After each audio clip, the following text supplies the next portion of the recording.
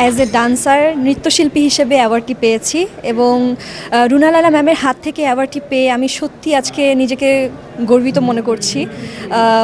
এটা আমার একটা স্বপ্ন ছিল যে আমি ওনার হাত থেকে কখনো অ্যাওয়ার্ড নিতে পারবো। আসলে নৃত্যটি হলো একটি শিল্প এবং নৃত্যের মাধ্যমে আমি নিজেকে আরও পরিচিত করে তুলতে চাই সবার সামনে আমি যাতে আরও ভালো কাজ করতে পারি। এই জন্য সবার কাছে দোয়া প্রার্থনা করছি, সবাই আমার জন্য দোয়া করবেন যেন আমি সামনে আরও ভালোভাবে এগিয়ে যেতে পারি।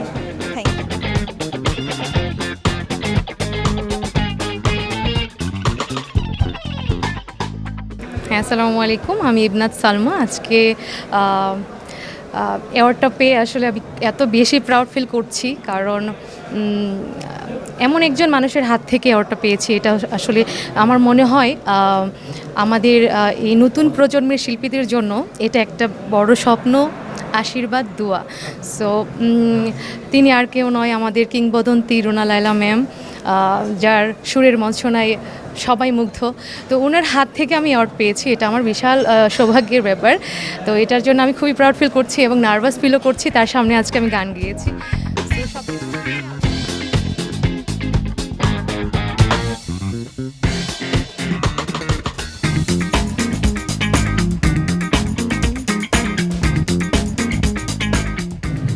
আজকাল আমাদের সঙ্গীত যদি জিজ্ঞেস করা হয় আগের সাথে আজকের তুলনা, এটা সময়ের বিবর্তন। এখানে কোনো আসলে তর্ক চলে না, সবই সুন্দর, সবই ভালো হচ্ছে, শুধু একটু অস্থিরতা এটুকু ঠিক হলে বাংলাদেশের সঙ্গীতের আগামী দিন অনেক উজ্জ্বল, আমি এই আশাই করি। আপনাদের দোয়া লাগবে এবং আপনাদের দোয়া ছাড়া কেউ কখনো এখানে একা চলতে পারে না। আপনাদের সহযোগিতা সবার প্রয়োজন এবং আমরা আশা করব চ্যানেল এসকে আপনারা সবাই শুভেচ্ছা চোখে দেখবেন।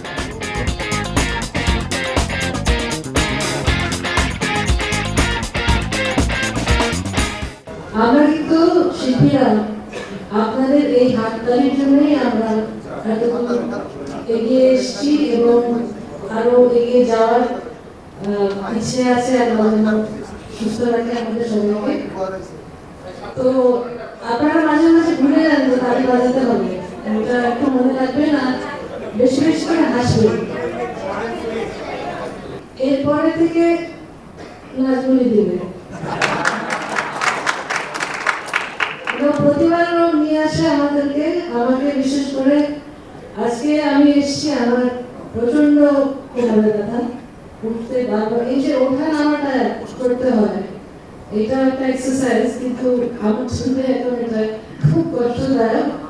তো এরপরে থেকে তখন 1 বছর আরো বয়স বেড়ে যাবে, তখন নাচবনি দেবে অ্যাওয়ার্ডগুলো।